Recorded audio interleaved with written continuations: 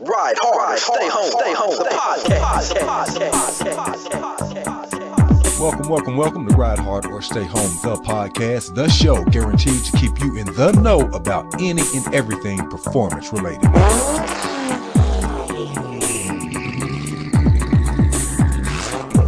Hey dude, is that a Supra?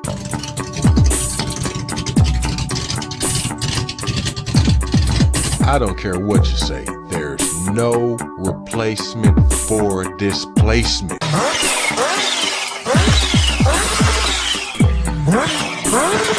You know, acceleration on a leader bike, if anybody's ever been on one, is astronomical. How quickly you can go from 60 to 160.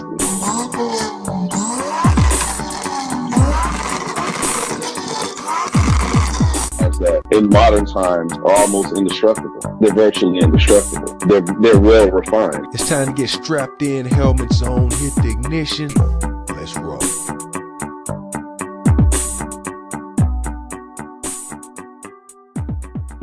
And let's get right into it. The Toyota Supra. What an iconic automobile this vehicle is. And let me give you guys a little history on the Toyota Supra. The first generation of Toyota Supra was not actually its own vehicle. It wasn't a Supra. It was actually the Toyota Celica. They put a Supra name on the end of the Celica. It was an edition of the Celica, the Supra edition. So this first generation of the Celica Supra, which was the A40/A50 model, was produced from 1979 to 1981. So then they came with the second generation, the A60 Toyota Supra, which was produced from 1982 to 1986. It was then followed by the third generation, the A70. And at this point was when the Supra split from the Celica and became its own car in the mid 1986. So this third generation A70 Supra was actually produced from 1986 and a half through 1992. After the third generation, of course, we go to the fourth generation, which was the A80 Supra, produced from 1993 through 1998, which also at this time came with a turbo option. 1998 Supra. I'm not sure if prior to the 98 the turbo was available, you know, in the A80 generation, the fourth generation, 93 through 98. I know in 98 a turbo was offered, but I'm not sure prior to that. I will have to do a little bit more research with that, you guys. But like I said, there was the fourth generation Supra, which was an awesome vehicle. And then we get the fifth generation Toyota Supra, A90, the A91, produced from 2020 onward. Now, everybody knows that the Toyota Supra has a cult-like following, from movies like Fast and the Furious to track days. There's organizations who strictly do nothing but race Supras. You will see the Supras on drag strips and straight races. You will see them on road courses. You will see them in autocross. The Supra pretty much does it all, and it does it well.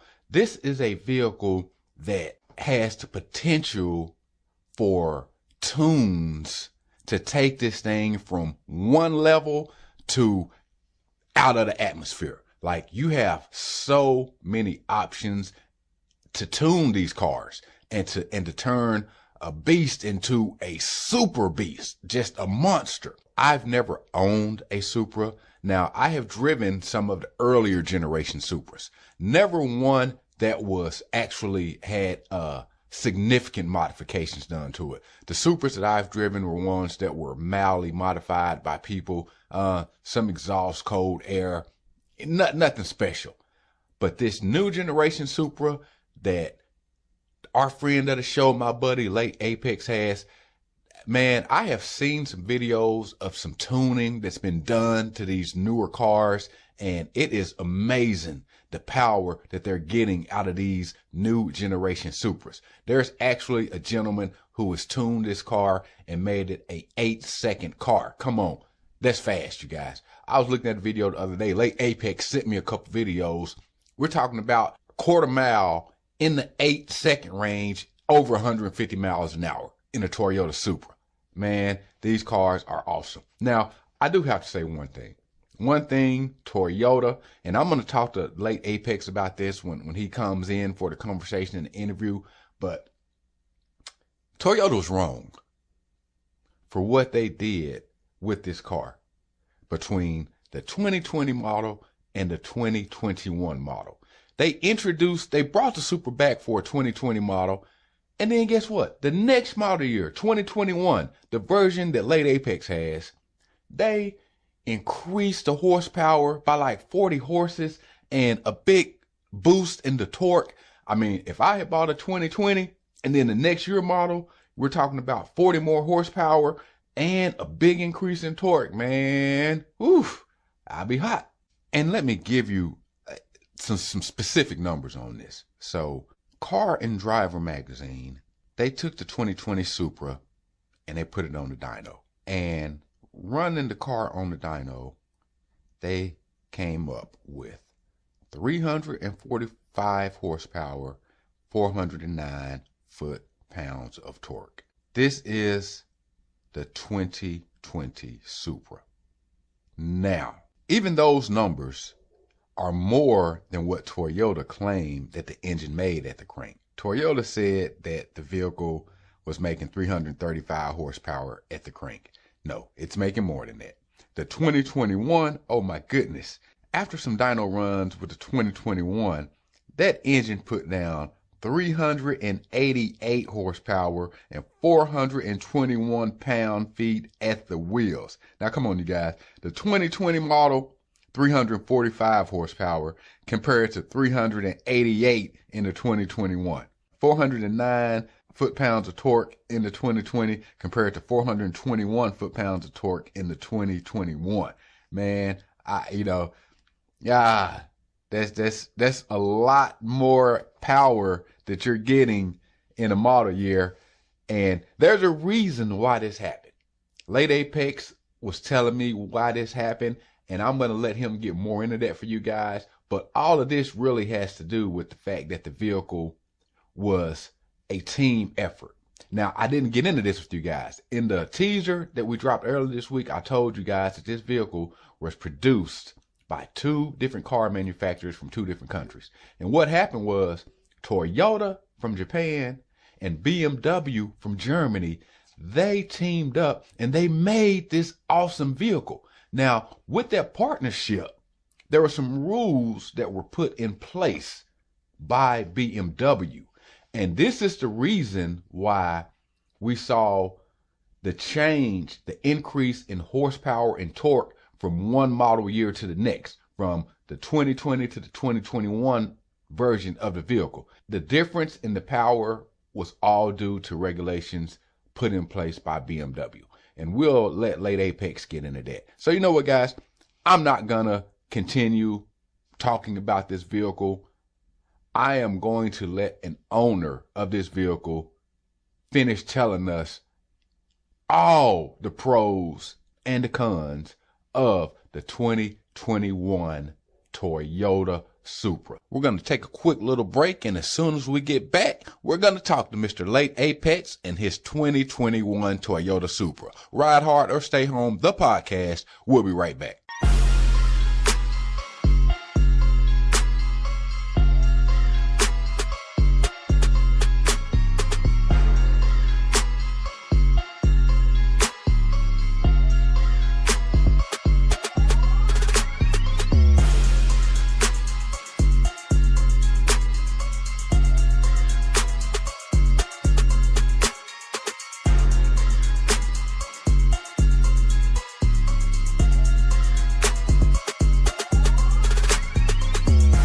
Nice car. What's the retail on one of those? More than you can afford, pal. Ferrari.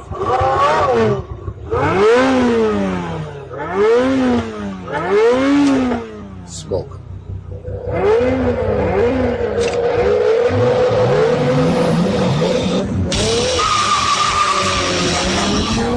Ladies and gentlemen, we are back, and I'm sure any car buff, any movie buff knows that scene that I just played. Fast and the Furious, ladies and gentlemen. Paul Walker in the Toyota Supra pulls up beside a Ferrari and proceeds to beat him in a race. A Toyota Supra beating a Ferrari. Let me ask you guys something. Do you think that that is strictly for the movies, or could that actually happen in real life? Let's ask an expert. Ladies and gentlemen, as promised, here with us live today in the Ride Hard or Stay Home, the podcast studios. Well, not in the studios. We're doing it over the telephone, but we are live. Mr. Late Apex, welcome to the show, sir. How are you today? I'm doing good this morning. Thank you, and I appreciate you having me on your wonderful show. Well, we appreciate you willing to give us a little bit of your time in the past when we're talking about your R1, and today when we're talking about your 2021 Supra GR.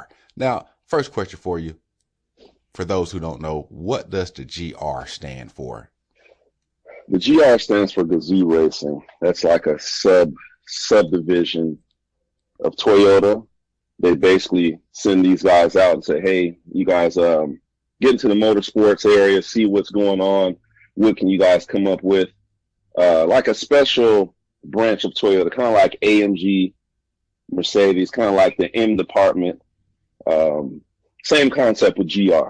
Okay. GR Supra. Gotcha. So when you see that GR badge, it lets you know there's a little extra something there for everybody. Is that right? Yes. Basically, you don't have the Toyota Camry engineers working on this car. When you are a GR engineer, you're specific to, and that's not a knock on the Toyota Camry. They sell a lot of those cars, are good vehicles, but GR is specific to Toyota's racing and engineering branch of that company. Gotcha. Is this the first Supra that you have owned? No, it's not. This is my second Supra. First Supra was an 86, 87. Mark III Supra. Had it, man, probably hasn't been 18 years ago, man. Turbocharged inline six, rear drive, very heavy car. It was an old car when I bought it, but nevertheless, still had fun with it. And that was my first introduction to Toyota's inline six Toyota Supra. Okay. Now, I'm happy you just said something, and I've got to go back now and make a correction to some information I gave the listeners earlier in the show. I had told them that, as far as I knew, that turbo was not introduced until to the 90s, to the fourth generation Supra. But now I know that's wrong, because you told me you're 87, it was turbocharged, and I'm looking up some stuff right now, and it says, let me know if I've got good information here, that in 87, they did add a turbocharger to the Supra, boosted horsepower to 230 horses, and cut 0 to 60 time down to 6 seconds. As far as OEM, does that sound about right to you? Yes, that's about right. And you know, everyone that's listening, you got to figure back in 1987, you know, 230 horsepower was a lot of power. 6 seconds was a brisk 0 to 60 time. I know now 6 seconds we have minivans that come close to that now. Or, well, I don't want to say minivans. Let's just say we have big luxury sedans that you wouldn't expect that can get into that range. But that was very fast back in the day, 230 horsepower. Yeah, 230 horsepower in the 80s. That was a nice amount of horsepower. And 0 to 60 in 6 seconds, like you said, that might seem slow now, but in the 80s, that wasn't slow whatsoever. But you know what, sir? No. We are not in the 80s. We are in 2021, and you've got a new baby over there. So why don't you start off? First of all, I had told the listeners earlier about the power situation as far as the change, the increase in horsepower from the 2020 model to the 2021. Now, before we kind of get into that, had you actually looked at the 2020 model for purchasing, or did things work out that you decided not to go with the 2020, or how did that work out with you buying a car? Well, buying the car was an accident, actually. We'll talk about that later, maybe in part two. But okay, because I saw the 2020. Huh? I said, I'm sure everybody wants to know how you accidentally bought the car, but let's Right. Yeah, that was an accident, but yeah, and that involved my wife as well. So. Well, hey, if everybody remembers the American Muscle podcast that we did, and there was a situation with you and Mrs. Late Apex with that Hellcat Challenger that you drove. So we know with the Supra, you got the okay for that one. Yeah, I've had several accidents. Like even the R1 was kind of an accident that she didn't know about. So that's another subject we'll get into. But we do without our wives. So that's my balance. Yes, but sir.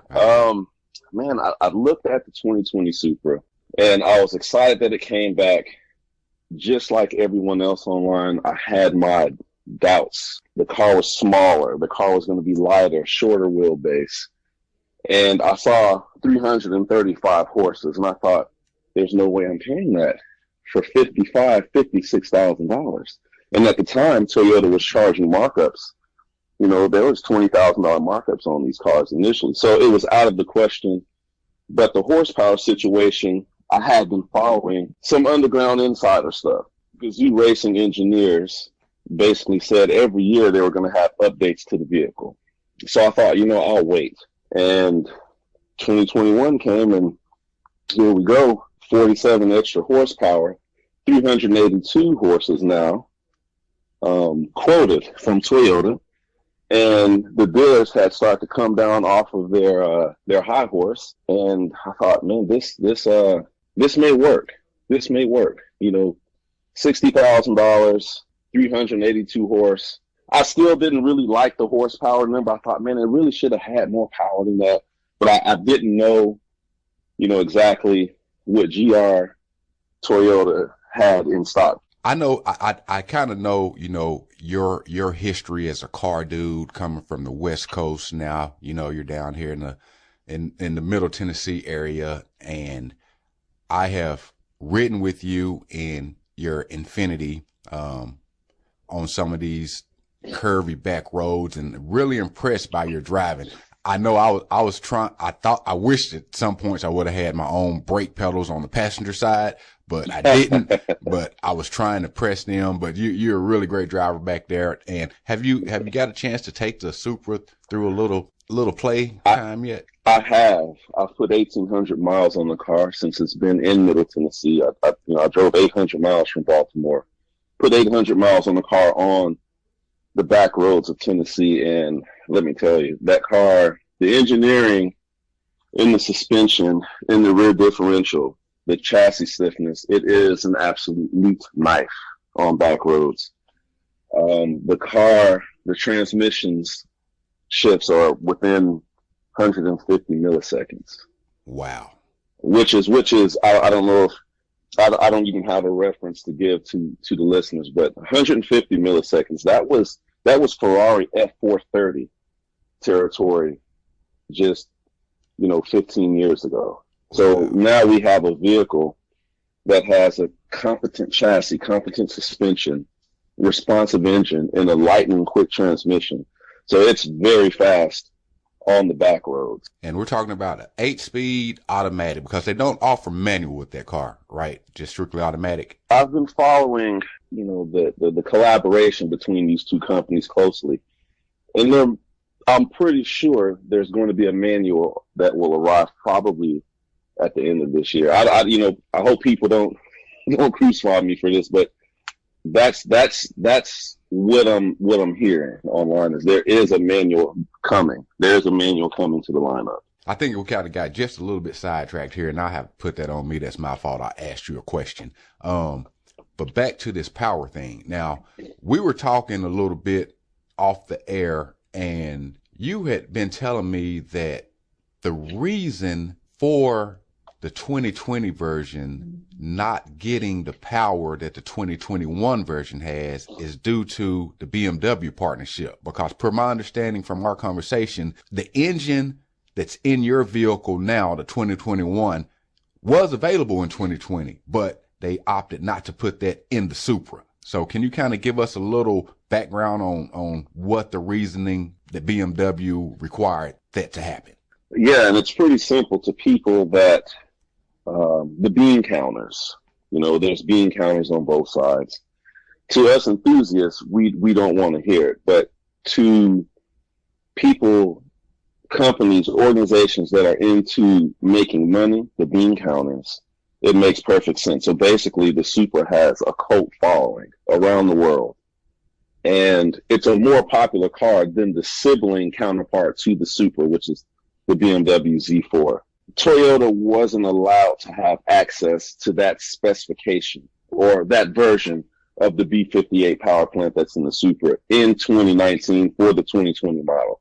So it's simply, they did not want the Toyota Supra to hurt the sales of the BMW Z4. And a little bit of insider info to that, BMW had actually axed the Z4. The Z4 was dead. Right. The only reason we have a Z4 today is because of Toyota's money that they infused back into BMW. So basically, Toyota basically paid BMW for the parts and helped develop the parts with BMW. In turn, BMW gives Toyota rights and licensings to different software and different parts out of the end department. So Toyota resurrects the legend, the Toyota Supra. BMW brings back the Z4 for the top-down roadster enthusiast. So then now this brings a question to me.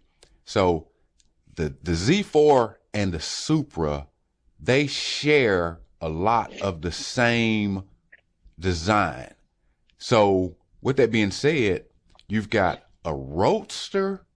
The Z4 is a roadster, and then you've got the Supra, which is a hardtop vehicle. How did they go about designing the same frame to be able to have both applications? Because normally when you're dealing with, a convertible style vehicle, they have to put extra support in other places, to kind of compensate for the top being gone or not having a hard top. You're exactly right. So that will fall into line with people that are asking, oh man, they just took a Z4 chassis and put a different body on it. That's not what happened.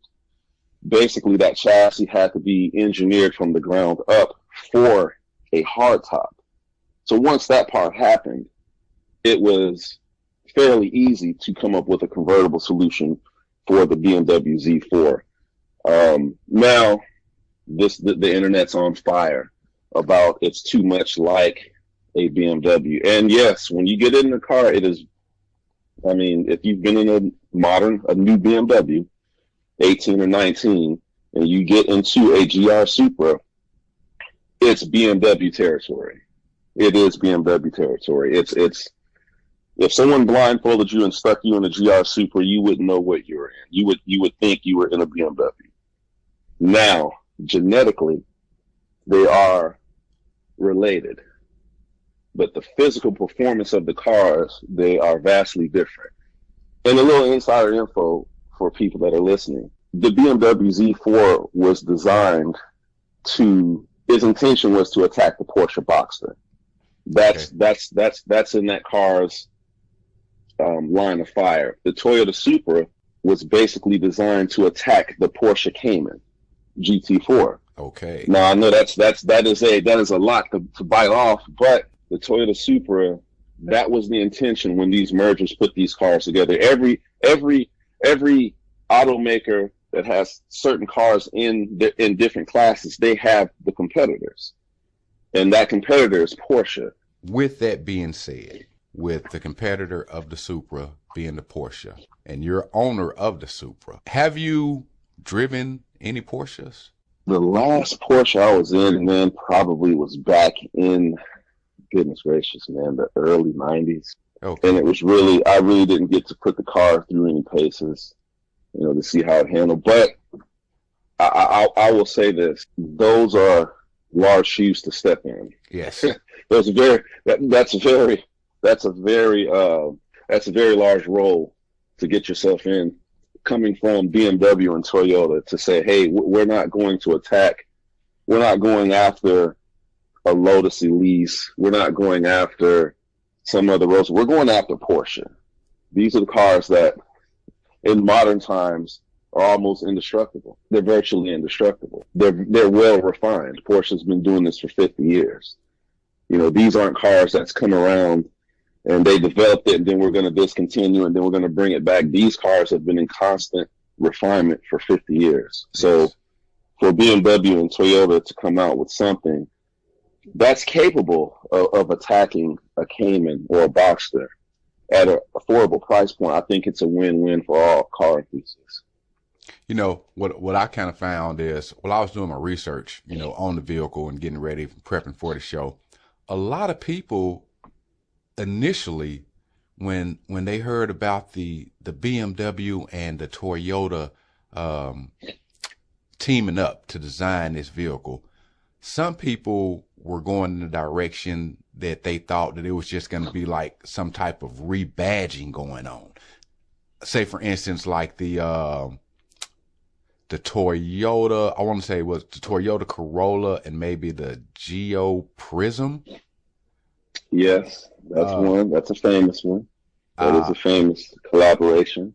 I want to say GM, maybe they also did it like with the Trailblazer and a Saab. I want to say a Saab SUV.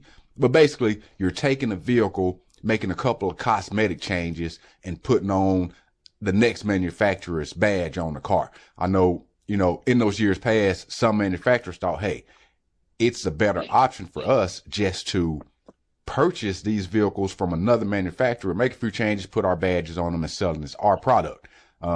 And a lot of people are thinking that was going to happen between the Z4 and the Supra with the partnership of Toyota and BMW, but it's not nothing like that. I mean, they actually, like you said, they started from the ground up with the design on this vehicle. This is not a rebadging. This is not taking a Toyota badge and slapping it on the Z4. No, it is not. And I believe really the reason why we're hearing, you know, the murmurs and the complaints of it's just a rebadge is basically because of the most recent Toyota Subaru collaboration with the Subaru BRZ and the Toyota FRS, or now the FT86. Basically, those cars are identical. Right. You get in them, you drive them, you wouldn't know which one you were in if you didn't see a badge someplace. Correct. The Z4 and the GR Supra are distinctly different in driving dynamics and characteristics. Now, this is according to the professionals that's driven. Chris Harris, I don't even know if I'm allowed to say his name on there, sorry. But anyway, we'll plug him. We don't mind the plugs here. It's all good.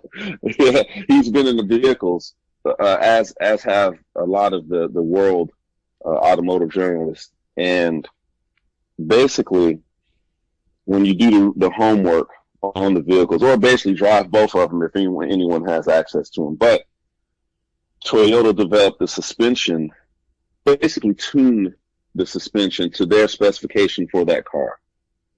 Anyone that knows about having a flexible chassis, you're going to have different anti-roll bar settings, different sway bar settings, and different dampening settings when you have a chassis that would flex more. I'm not saying that the convertible Z4 is flexing more, but it is a open roof vehicle, so it's an inherent design that chassis is going to flex.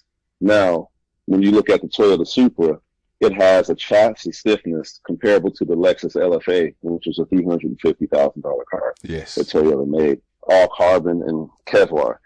So when you have a vehicle with a chassis that's that stiff, you have the option to go with more aggressive anti-roll bar and suspension dampening settings. So when you drive these cars, these vehicles, they have a different driving characteristics. They're not rebadged.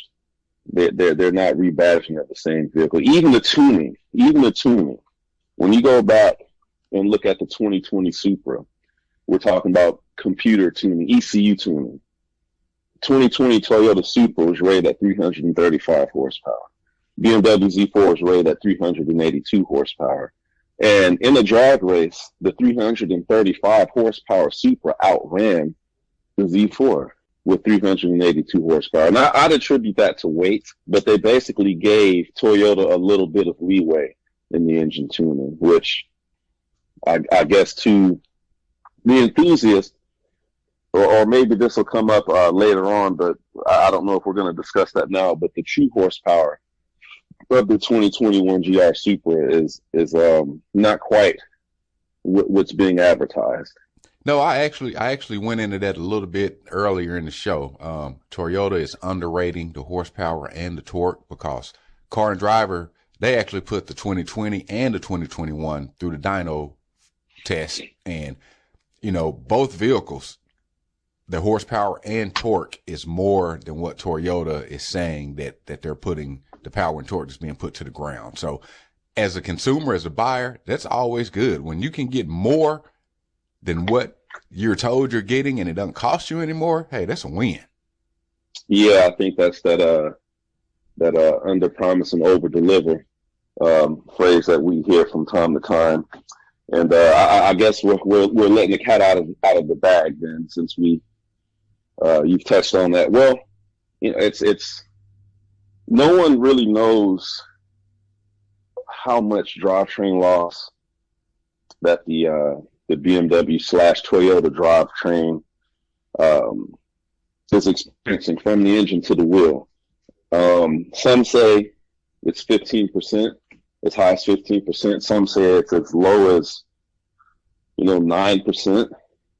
But that rear differential has multiple clutch packs in the rear diff, which allows the car to transfer torque from 0 to 100%, depending on which angle the steering wheel is turned, left to right, within a few split seconds. So with multiple clutch packs, it'd be hard to believe a single-digit drivetrain loss factor.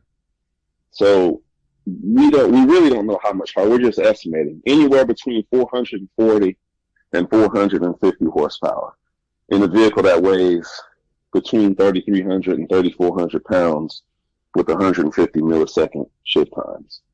That's a recipe for a very fun and exciting drive. Oh yes, and I mean, I cannot wait. I know we're gonna do a part 2 to this, and when we do a part 2, we're actually gonna have some video. It's gonna be on YouTube, that particular podcast, when we're dealing with the Supra, the part 2. But man, I cannot wait to, number one, be a passenger, so I can see how the car actually handles with a driver like you, and then me, to get in the driver's seat for just a minute to kind of mess around, because there's no way I wouldn't attempt to drive your vehicle like you drive your vehicle, even if it was my vehicle. That's just not how I roll, baby. But because for all the listeners out here, we were some more buddies. We were out riding motorcycles one day on some back roads, and we came across. Yeah, so here it comes. We're out there, and me and my buddy, we've got another buddy, and we were in the Cena units, and he saw this vehicle, and he was like,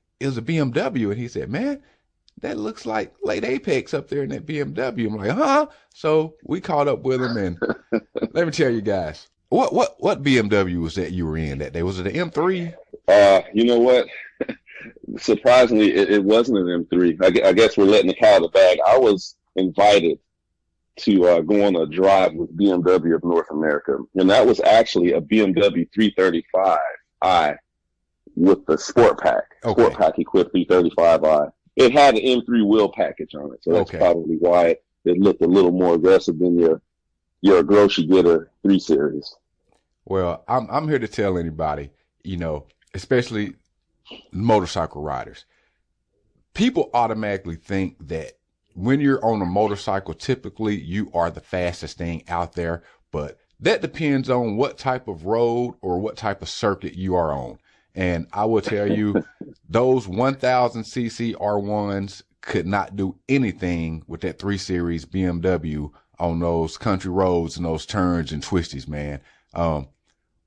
I tried my best to keep up with Mr. Late Apex in that BMW, and I could not do it, man. And I wouldn't recommend anybody actually trying to do it, because it's probably end up pretty bad for you. Like when we finally got to the end of the road, like I'm smelling the brakes on that Beamer, And it wasn't because the brakes were damaged. It was just that's what happens when you are driving very aggressively, hard braking in turns and corners like that in that vehicle. Well, you know what?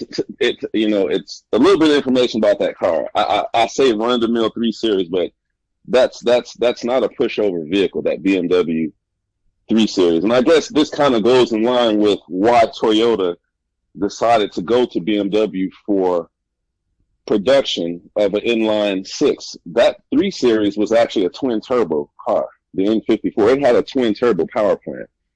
It had extra oil coolers, and it basically had a version of the SMG3 transmission, which is another very fast shifting transmission. So when you put that into a package like that, and you get behind the wheel and onto a back road, it's a recipe for fun. And we're going to have people running off the road. I really was afraid of the R1 because I do own an R1. I do ride, on the track with Mr. RHOSH and Jix of Fun and the Boogeyman, and I know how fast those bikes are. So I thought to myself, I've got to get this thing.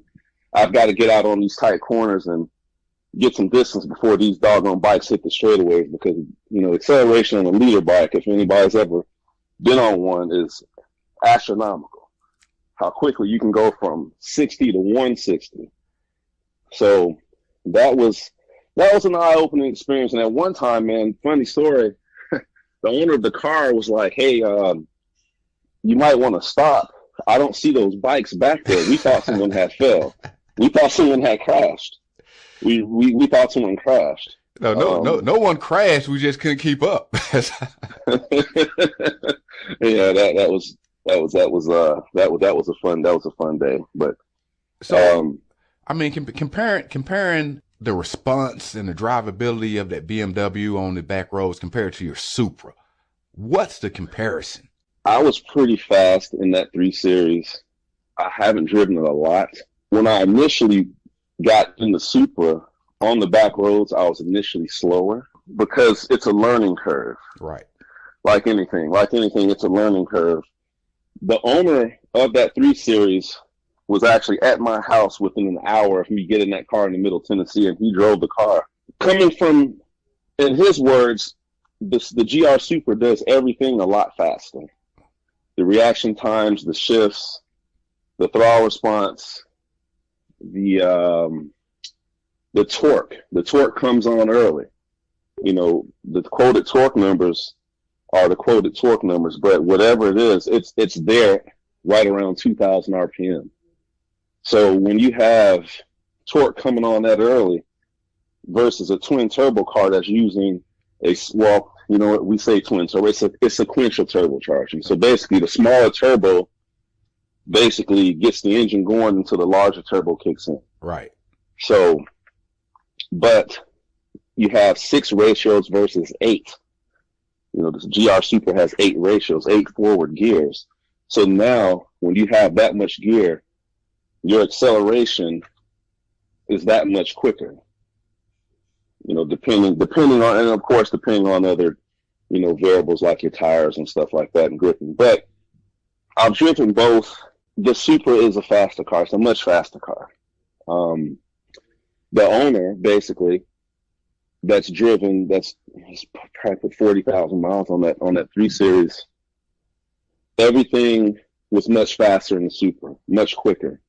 So these aren't cars that are just being put out there with kind of identical parts, and there's really no performance gain from one model to the next. That's just not happening. There's a clear advantage with some of these newer vehicles. Now, did you we know the Supra has always been a rear wheel drive vehicle. As you were following when they came out with this car as a concept and all of this, did they ever at any point say we're thinking about making this an all-wheel drive vehicle, or do you think the rear-wheel drive is just that's part of the heritage of the Supra to keep it just strictly a rear-wheel drive?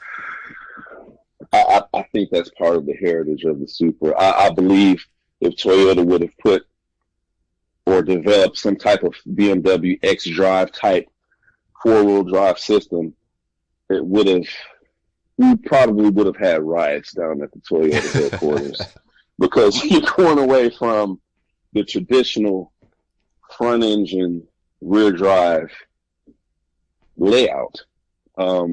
There's already enough people ready to go to war over having a BMW source power plant driveline. So all-wheel drive would have. I'll say this: it would have really irritated the Toyota Supra purist.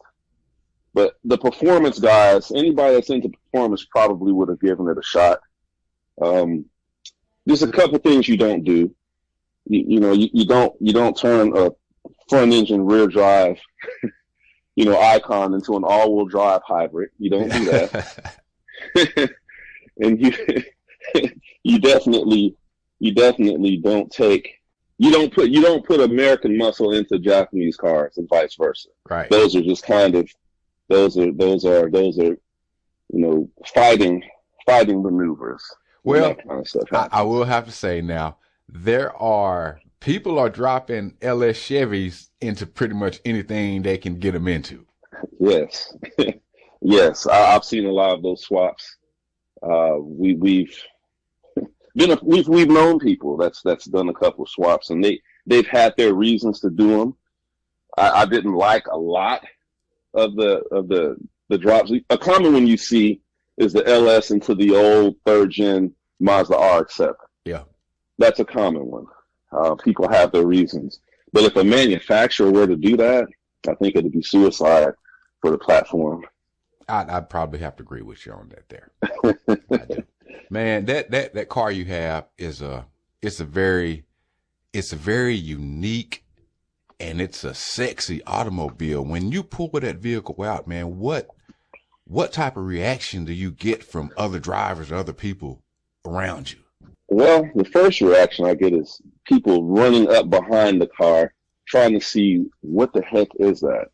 What is that? What is it? The car is all black, so you really have to take a look at it just to even, get a grasp on the lines even.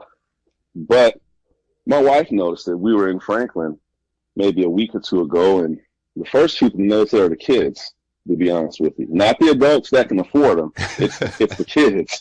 Who wish they could afford them. Yeah, it's the kids. All of the kids were jumping up and down, pointing, slapping hands. They were just like, oh my goodness, look. Is that a Supra? Wiping their face, pulling their glasses off. Is that a Supra? Like, you can kind of read their lips. That's the initial reaction. At gas stations, people will just pull in and just stop and stare at the car. We've had people driving down the interstate at 75 miles per hour, pulling their phones out, trying to record. Even though that's extremely dangerous, they're trying to video the car, because at the time of my purchase, there weren't a lot of these in the country. So it's a fun car to drive. It definitely gets a lot of attention. I don't mind the attention because I react the same way when I see Supras, and I own one. Whenever I see them, I react the same way, and that's the enthusiast, the enjoyment of, hey, someone else is having a good time. They've got that feeling that I have when they drive. Well, I hope they have the same feeling, but I want to touch on just reliability for a minute here. Now, I know it's a brand new vehicle. You haven't had it 3 months yet. And there's not a lot of data, of course, on reliability. Of course, not the 2021 version, but the 2020 version. I know I'd asked you, we were talking earlier, and I'd asked you if there were any recalls that you knew about on the vehicle. And you told me that you only were aware of one recall that only affected 7 vehicles. So I actually went and did some research on that to verify that, because that's what us journalists, I'm not even a journalist, but I got a podcast, so I got to make sure I get good information out there. Yeah, you're absolutely right. You were, hit the nail on the head. There was a recall over, check this out, everybody, a seat belt guide loop mount. That was the recall. And out of that recall, Mr. Late Apex told me, he said there were only 7 units. And he was right. There were only 7 units affected by this. And out of those 7, only 1 belonged to a private owner.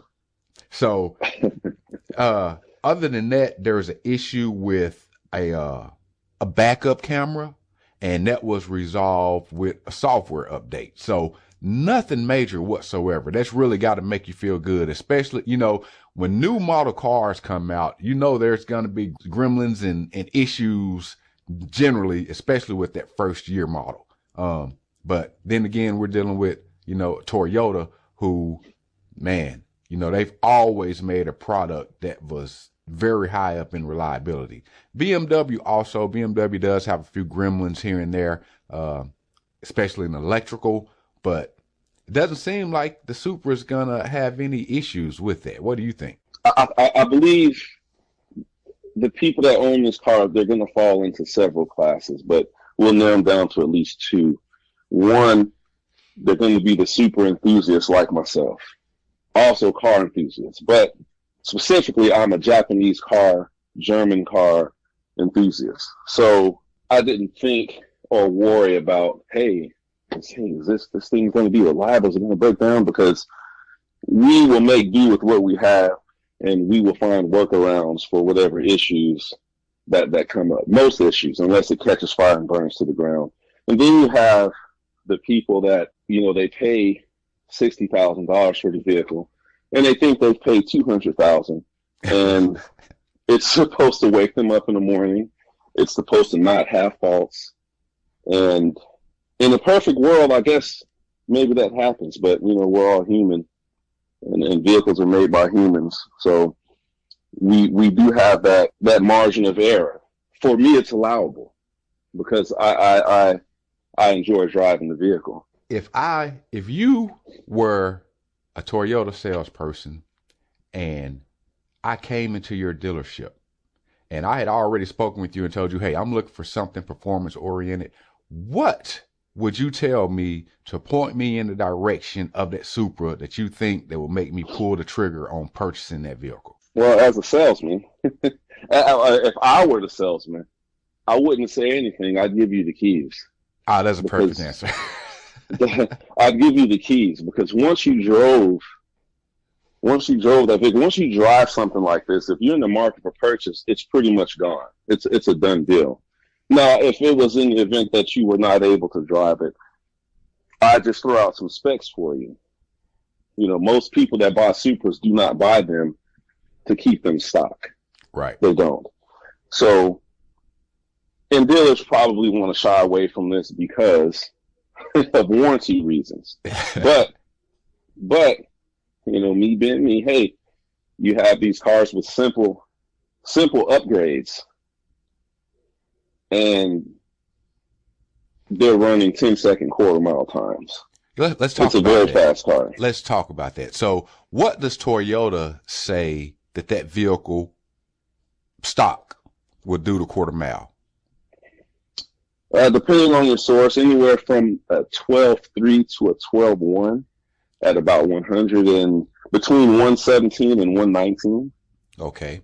Now, with some simple upgrades, and because you sent me some information, but I'm going to let you talk about it. Just tell everybody out here the modifications that were made to a stock brand new Supra to drop this from a 12-second car to a 10-second car. A $400 downpipe. That's $400 with shipping and taxes, actually.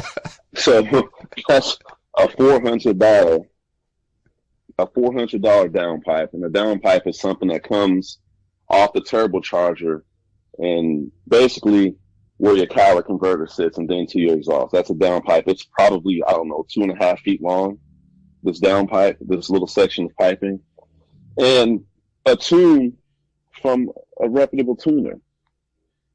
That's it. And what that tune does is it basically just increases the boost pressure by a couple of pounds, increases your fuel flow because of the added air, and they lift some of the parameters for the torque limiters. So this car has a lot of computers in there, and they lift some of the parameters to a more. And the reason why they lift them is because they know pretty much the way the car was engineered. It was engineered to handle a lot more torque than what the car puts out from the factory. And the evidence of that is when you look at the 2020 versus the 2021. When you look at the ECU settings, the 2021 has much higher torque parameters than the 2020. So we know the vehicles are capable. But you're talking a 10.9 second quarter mile time with a $400 downpipe and a $400 to $500 tune.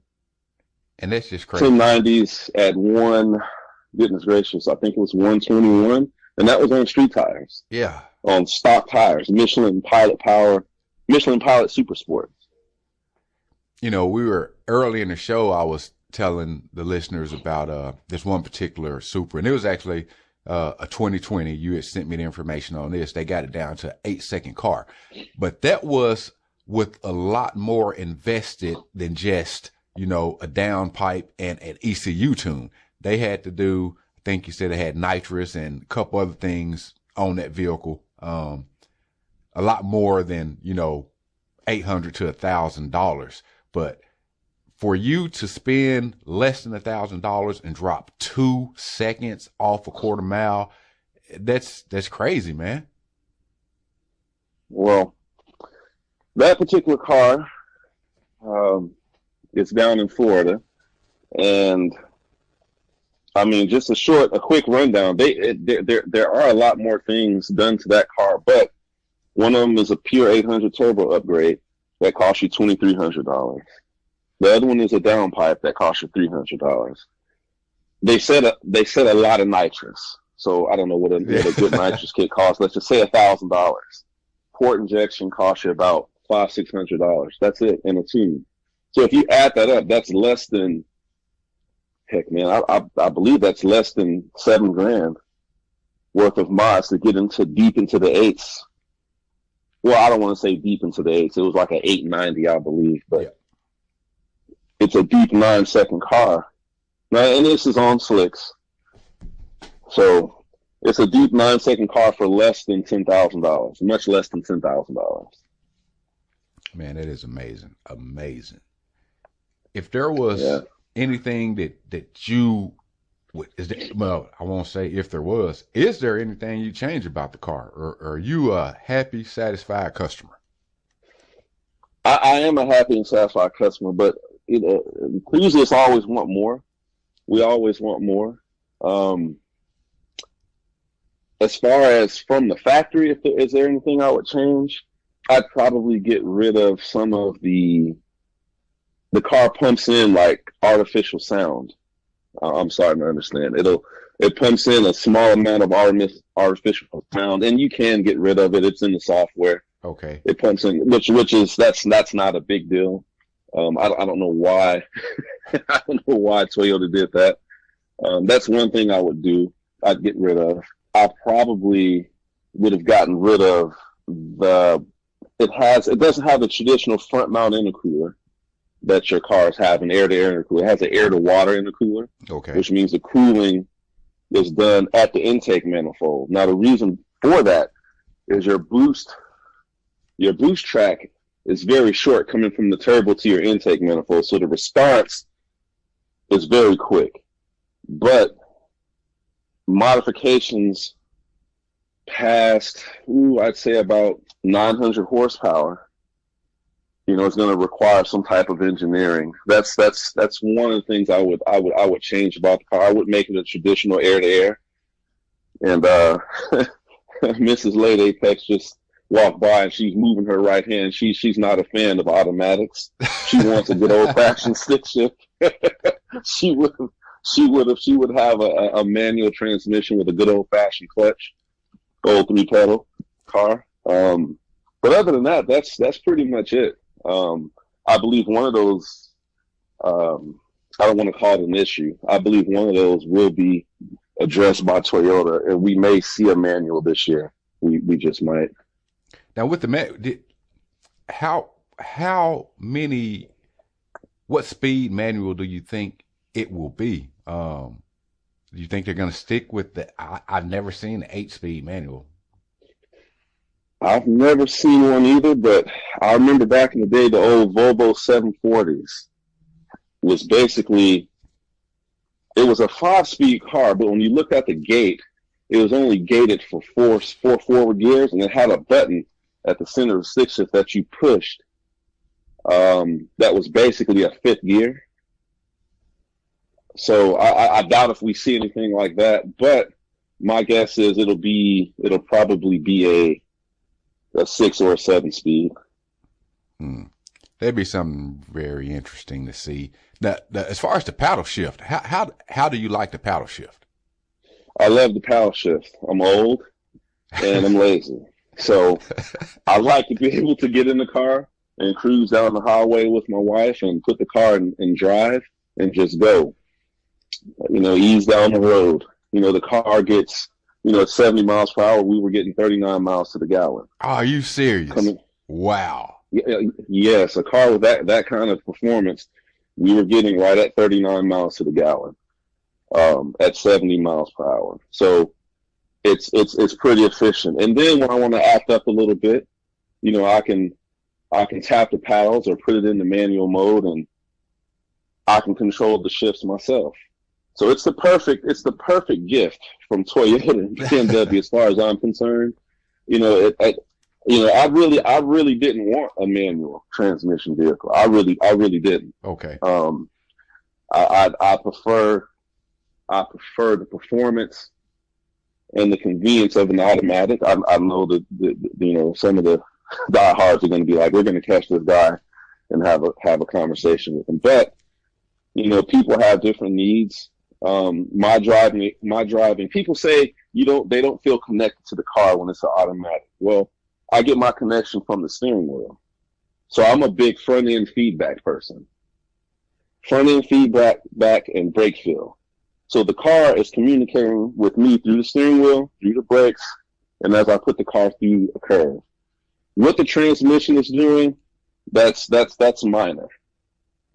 As far as I'm concerned, the stick is just sitting there vibrating. Gotcha. Like I don't get any, it's not telling me where the car is as far as its limits go, and neither does the paddle shift. But when you have paddle shifters, it allows you to focus more on the communication that the car is giving you back as you're going through a turn.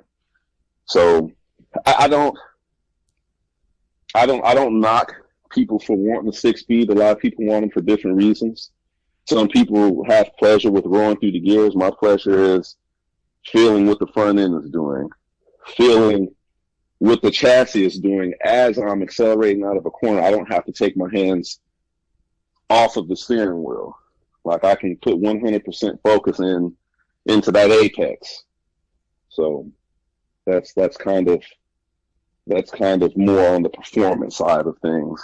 Well, Mr. Late Apex, I don't want to keep you any longer. I know you've probably got some things to do. Don't want to take up too much of your time on the weekend here. I really, really appreciate you spending some time with us and letting us know, some of the ins and outs of your 2021 Toyota Supra. But Mr. Late Apex, thank you so much for your time, man. We really appreciate you. And we're looking forward to getting together for part 2, where we can let our listeners also become viewers and they can see the performance and what this car can do. Because when we do part 2 and have video, we're bringing the bikes out and we're bringing some more cars out and we're hitting these back roads and we're going to let y'all see what this thing does. That sound like a plan to you, sir?